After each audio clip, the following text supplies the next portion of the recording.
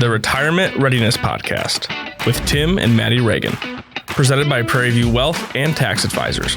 Live your 2-comma life. Hi, and welcome to this episode of the Retirement Readiness Podcast. Today, we're going to talk back about the book a little bit. Shatter Your Fishbowl, Live Your 2-comma life. Maddy, you're my daughter, also our head of marketing here at PrairieView. And we're going to talk a little bit about, give a sneak peek maybe into one of the fishbowls that I shattered along my way, what that meant for me, and then maybe even what effect that might have had on you as a child and somebody in our household, right? I think giving the kind of the background of why I read the book and I said, Dad, you shattering this fishbowl helped me shatter these fishbowls. So it wasn't even like a known thing. And then I read the book and I'm like, wow, that's really cool how that kind of ripple effects out. So yeah, because the whole point when the book was written, the whole idea was how can we help people to live into the life that God created them to live to their fullest? Mm-hmm. And how do we get out of the self-created confines, which is our fishbowl, into a bigger life? And my picture was that I was going to try to help whoever the reader was. And when I say the reader, like I don't have any like delusions of grandeur. Like I think there will be a reader, like not like. Well, you already have one. All right, good.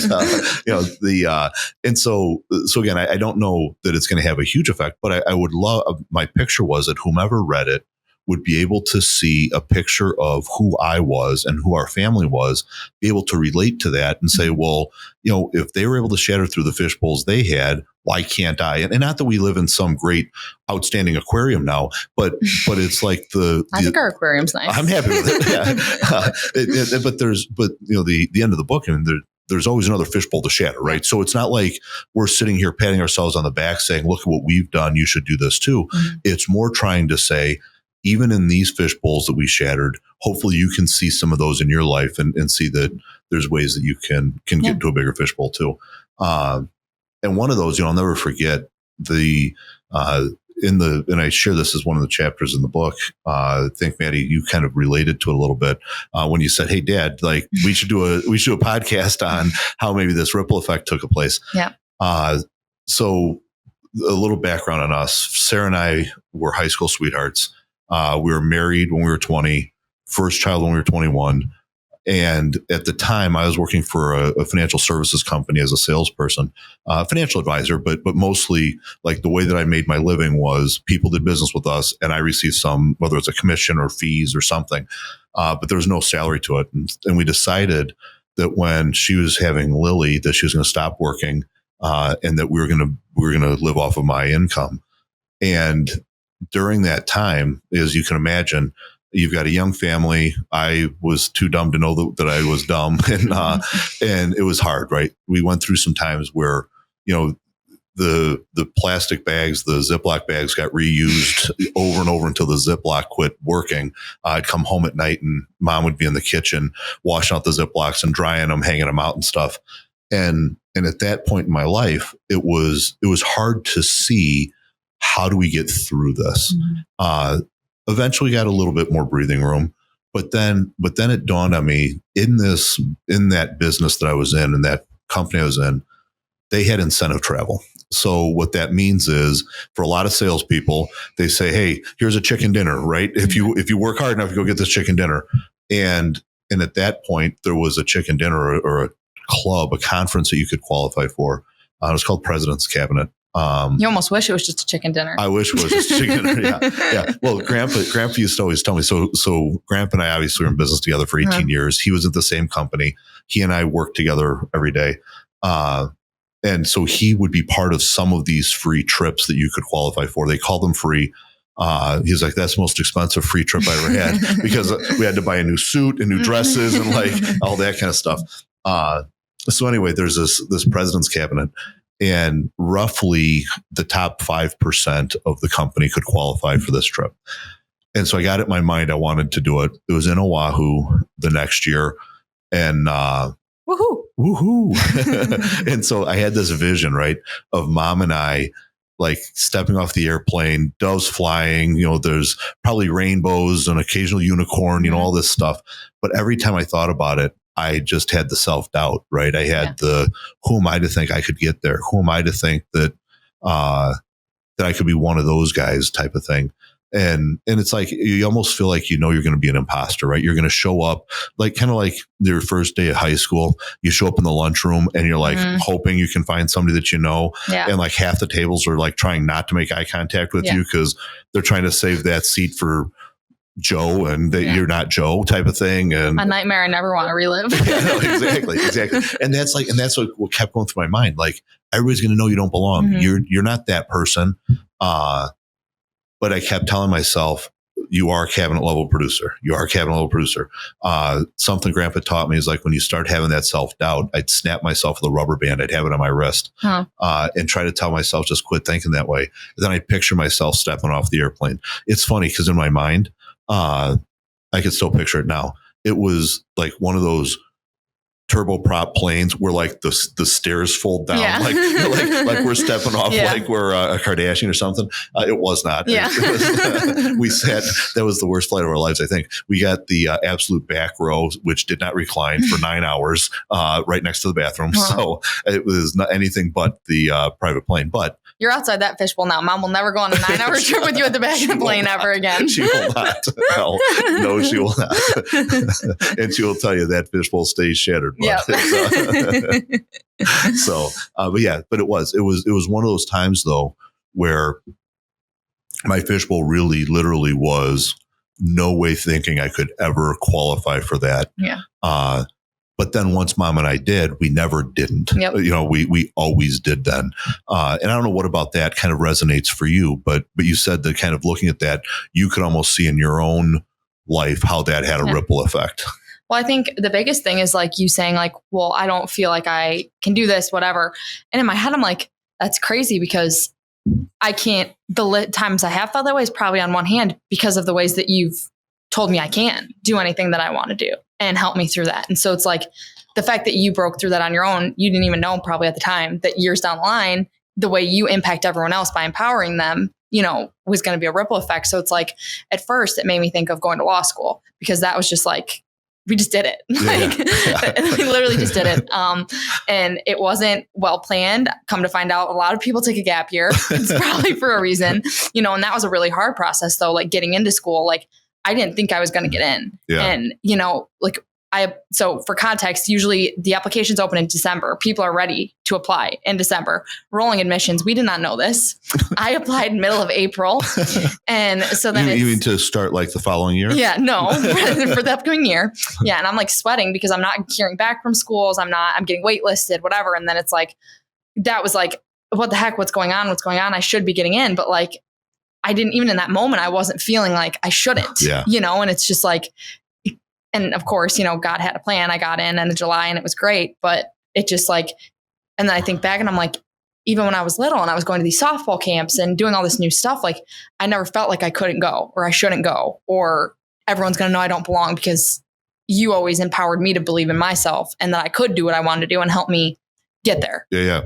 And well, and hopefully that's one of the takeaways is that as we all have some level of self-doubt, right? There's something that we kind of keep to ourselves that we hope never gets the light of day because you're like, I can never do that or I can't. Because even now, there are still times when I go into those situations and you feel that sense of trepidation, that sense of like intimidation or whatever. But it's like you have to remind yourself, look at how many times I did that. And I'm never going back to what it was before, right? One of the rules in the book is that your ceiling always becomes your floor. And what I mean by that is if you think about those things that you feel like you can't break through, once you break through them, you never go down. That now is your minimum acceptable. Whether it is like talk about going to law school, you probably can't ever think about, so you moved to New Orleans, you're living on your own in a house, you've been through L1, your first year of law school. You probably can't picture yourself going back to the dorm on Milliken's campus. Absolutely not. And walking to play softball, right? And I've thought about that too, because so I graduated a year early. So I quit undergrad a year early, graduated and go to law school. And I think about that. I'm like, this whole past year, I was like, if I didn't do that, I would still be in undergrad at Milliken playing softball, which was great. I loved it. But I'm so ready to be done with that part of my life. Which used to be one of your ceilings. Like from the time you were starting softball, you felt like you wanted to play college softball. Yeah. Since I was little. Like, yeah. And that was, yeah. And going into your junior, senior year of high school, you're like, am I not? Like, am I going to get through that ceiling to be able to go play? Yeah.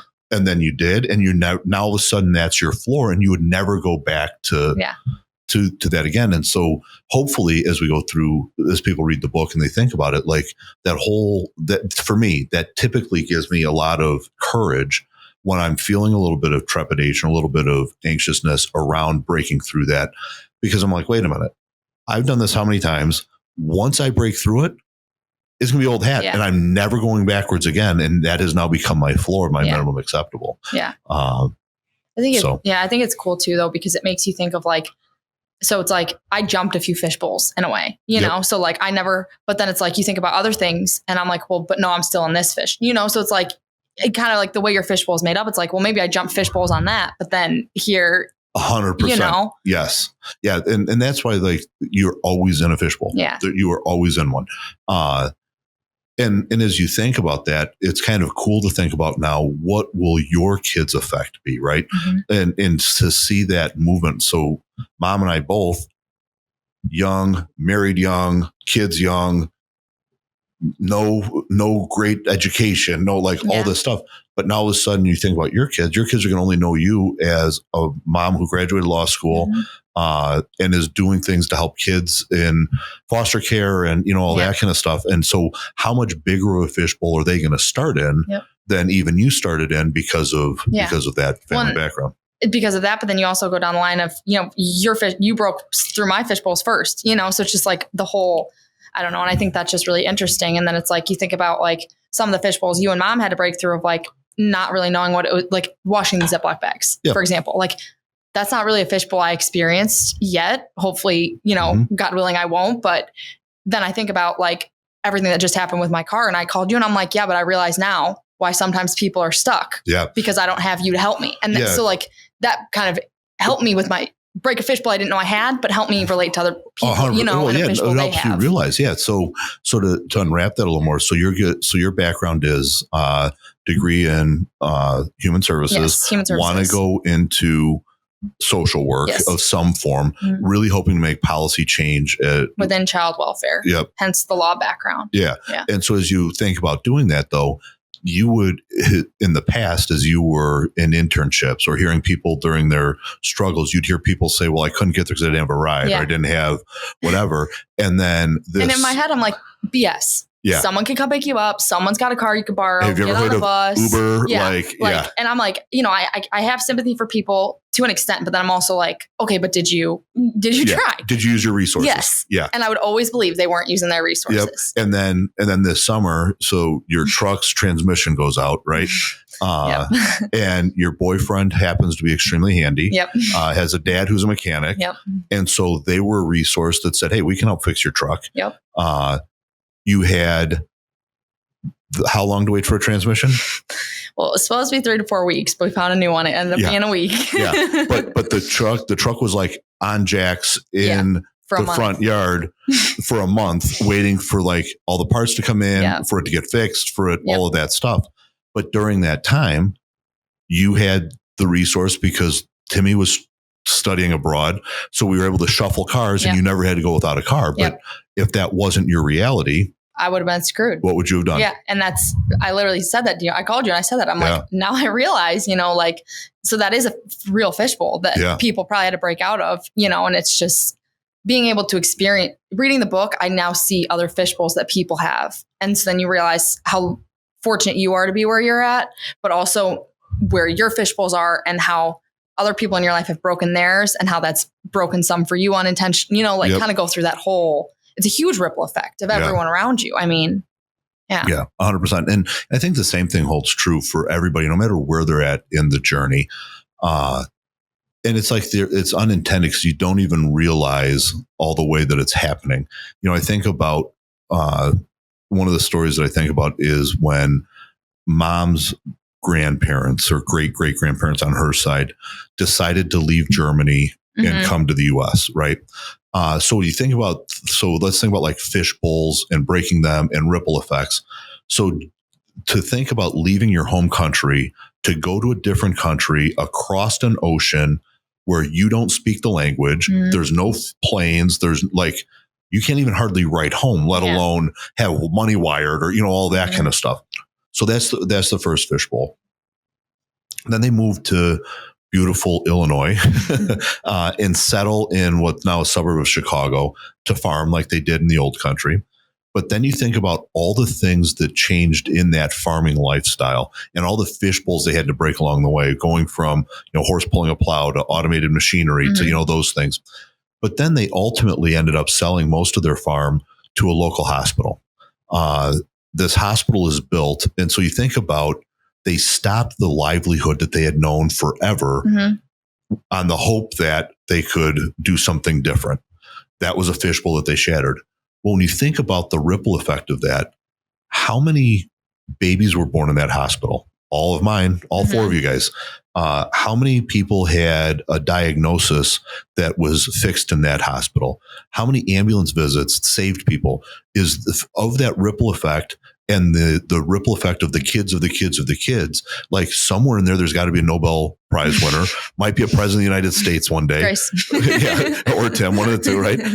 Could even be somebody who saved their entire battalion in a battle, right? All because that family decided that they were going to first shatter the fishbowl that was their home country, shatter the fishbowl that was their livelihood. And now you look at that ripple effect.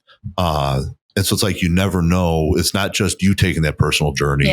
That ripple effect is pretty huge. Yeah. Well, it's just crazy because like you do make those choices and you don't even see, like you feeling like you didn't belong and then breaking out of that and pushing, like there's no way when you're pushing all of us to be who we are that in your head, you're like, I never want them to feel like that. Like intentionally, And so it's like, well, and even pushing through it at the time, like stepping off that plane into Oahu, like I never thought that there was anything more than that to that other than, yes, we made it, right? Like I made it, I accomplished the goal, which by the way, if you want to know that I was an imposter during that, I don't know if I shared this in the book or not. So we get this trip, we're in Oahu, and like when you do these things, like you're staying in places you don't always stay, right? Nice hotels on the beach, all that stuff. And so I thought, well, we got this expensive free trip. And so I'm going to take mom out to dinner. And it was probably the most expensive dinner we had ever gone to at the time. A place called Alan Wong's right in downtown Honolulu, highly rated, might have been Michelin star. I mean, it was like fancy dinner. More money I'd ever spent on a dinner up until that point. So we drive, we're running late. Is that a surprise? No. Is it me? Yes. Yeah, always. I have to do my hair. And so we're running late. We get there, have a great dinner, come out, and the rental car makes it about halfway up the ramp coming out from the underground garage, stops. The valet gets out. I'm like, what's going on, dude? To get it up here, I got to walk down the ramp and get in the car. At least it was downhill. yeah, exactly. Yeah. I'm working off my dinner, I guess, if it was uphill. And he's like, sir, I think you're out of gas. Oh my gosh. I'm like, yep, that's me. I'm a high roller, this guy. I can't even put gas in the car. So the fishbowl we shattered that day was we had two very nice valets that hopped in their Jeep and drove and got us gas. That is very nice. Yeah. So even during those times when you feel like I've made it, I've shattered that fishbowl, there are still those times when you're like, wait a minute, maybe I haven't all the way shattered it. And you can have some of those feelings again about, man, do I really deserve to be here? Did I belong here? But the answer is you do, right? God created you to do great things. Live into that and do it. So, yeah. Well, and the whole thing, like just talking about, not having that fear, living into that reminds me a lot. You were talking about, the other episode about Mark Batterson and the lion and a fish. The lion, not a fish, the lion in the den on a snowy day. No, I wrote the fish one. He wrote the fish is you. Yeah. But that's just a very, heavy of leaning into your purpose. And, so if that, there's 100%. Chunks of that in the fish and Shatter Your Fishbowl. But if you're looking for more of that was a book that helped me a lot with. Yeah. With Chase a lion in a pit on a snowy day. Something like that. Yeah. There's lions and snow. The Lion book by Mark Batterson. And so to give some background there. So Benaiah is somebody that you hear about a couple of times in the Bible. One very short passage, which is what the book is about, talks about him, and it says, and he chased the lion into a pit on a snowy day. But that's like kind of where it ends. And so when you think about that, what courage does it take to chase a lion, first of all, then to jump into a pit with the lion. But then if you go through a couple more chapters in the Old Testament, Benaiah actually ends up becoming King David's head of his army. And so when you think about that, think about all of those fishbowls that he shattered. You talk about leaning into your purpose and why did God put you here? And each one of those steps along the way, really making you the person that God created you and formed you to be is really cool. Yeah. Because I think that that's really an evident message throughout your book, but it's not one that you specifically, dive into what that looks like necessarily in terms of like finding that if you don't already know that. And I think that could be a cool resource if you're like, I'm interested in the book, but I'm not so sold on this part of it. That would be a good book, I think, too, to kind of go side by side. 100%. 100%. Awesome. Well, thank you, Maddy. Thanks for watching this episode. For more resources, go to pv-wp.com. Be well. The Retirement Readiness Podcast with Tim and Maddy Regan. Presented by PrairieView Wealth and Tax Advisors. Live your 2 life. Learn more at pv-wp.com. And while you're at it, don't forget to like and subscribe to the Retirement Readiness Podcast on your preferred podcast platform.